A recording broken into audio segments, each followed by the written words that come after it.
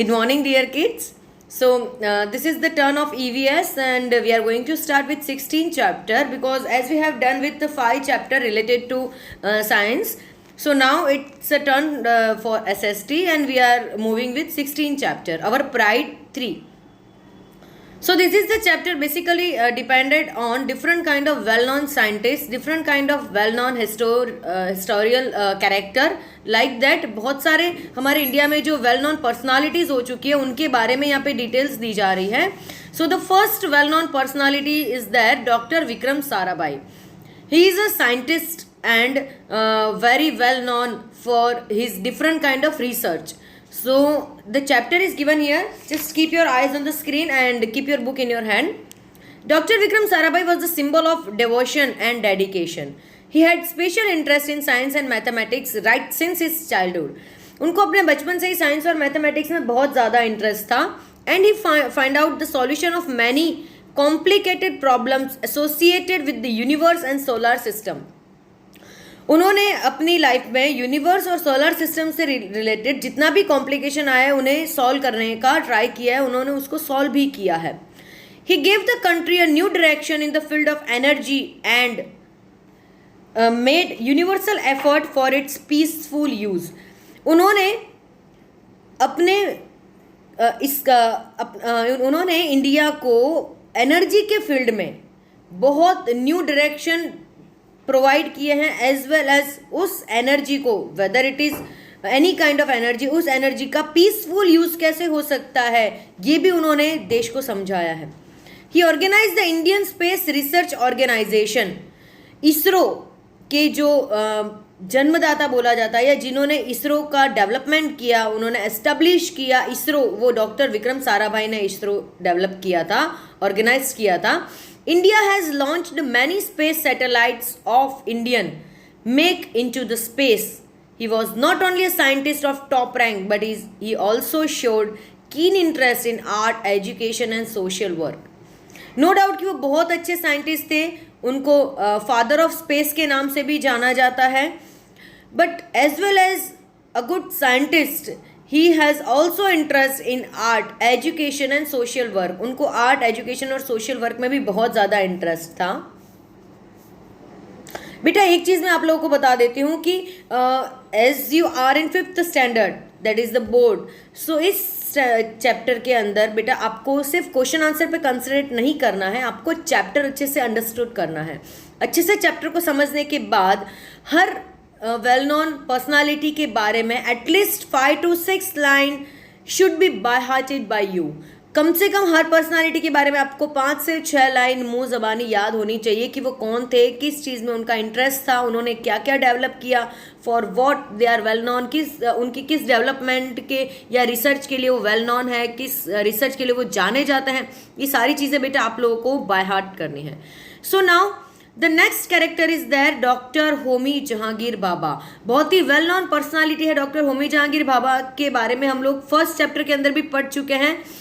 Because he has done many kind of research regarding generation and heredity character like that. As a child Homi was short of slip.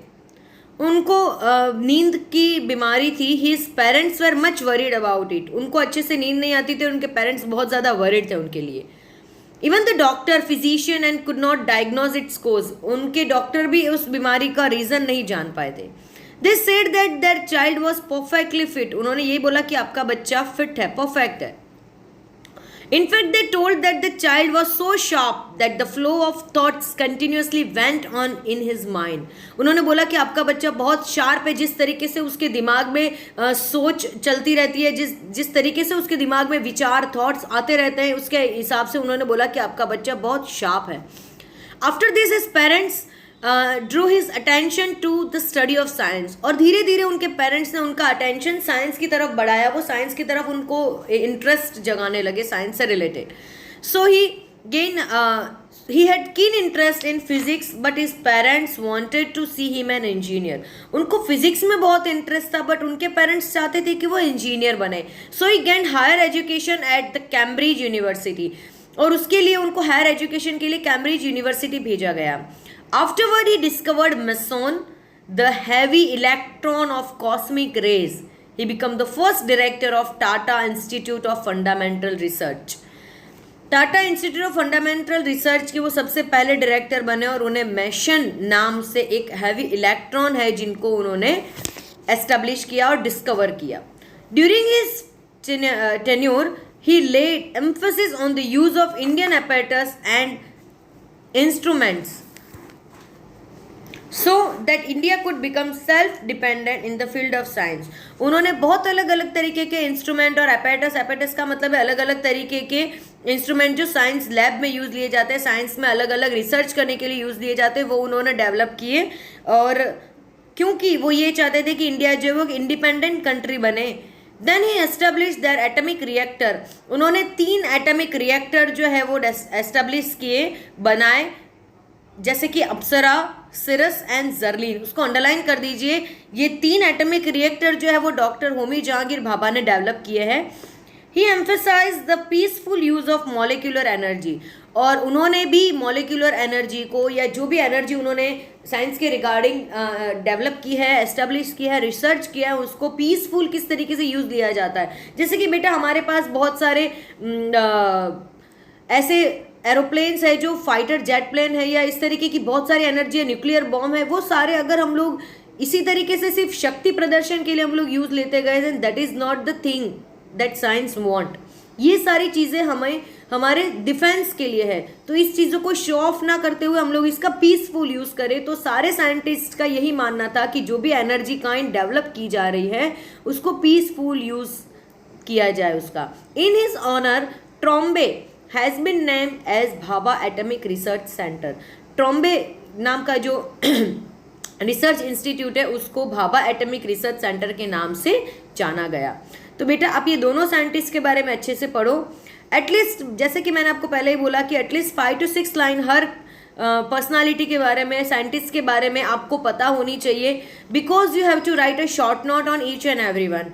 So today you will write a short note on doctor Homi Jahangir Bhabha as well as Vikram Sarabhai. Okay, so this is your homework for today's session. Thank you so much, and we will rest of the chapter we will learn in our next video. So goodbye, have a good day.